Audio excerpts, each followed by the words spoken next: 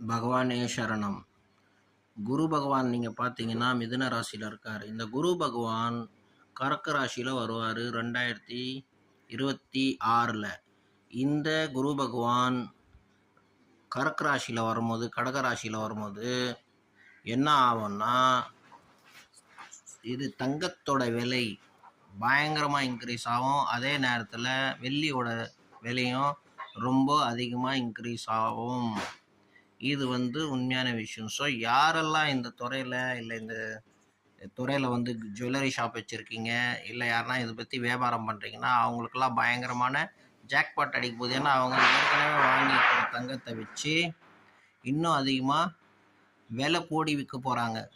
So இதில் யாருன்னா இந்த ஜுவல்லரி ஷாப் வச்சுருக்கிறவங்க, இந்த ஜுவல்லரி சம்மந்தப்பட்ட பிஸ்னஸ் பண்ணுறவங்களுக்கு இது மிகப்பெரிய ஜாக்பாட்டாக இருக்கும்போது அண்ட் நல்லா பிஸ்னஸ் பண்ண முடியும். அண்ட் நல்ல குருவெல்லாம் யாருக்கெல்லாம் கிடைக்கலையோ நல்ல குரு கிடைப்பார், நல்லா வழிகாட்டியை கிடைப்பார். நல்ல விஷயங்கள்லாம் அவங்களுக்கு ஆட்டோமேட்டிக்காக சேரும். ஆன்மீகத்தில் நல்ல விஷயங்கள்லாம் தெளிப்படும். அண்டு தவறான ஆளுங்க கிட்டேருந்தெல்லாம் நல்லவர்கள் தானாகவே ஒதுங்கி விடுவார்கள். அது எந்த துறையாக இருந்தாலும் சரி, அரசியல் துறையாக இருந்தாலும் சரி, அது நார்மலான நம்மளோட ஒரு டீச்சர் ஸ்டூடெண்ட்டு ரிலேஷன்ஷிப் இருந்தாலும் சரி, இந்த மாதிரி ஆளுங்கிட்டேருந்து தானாகவே பகவான் உள்ளே ஆத்மாலேருந்து உணர்த்துவார் எது நியாயம் எது தவறுன்ட்டு. இது உண்மையான விஷயம்.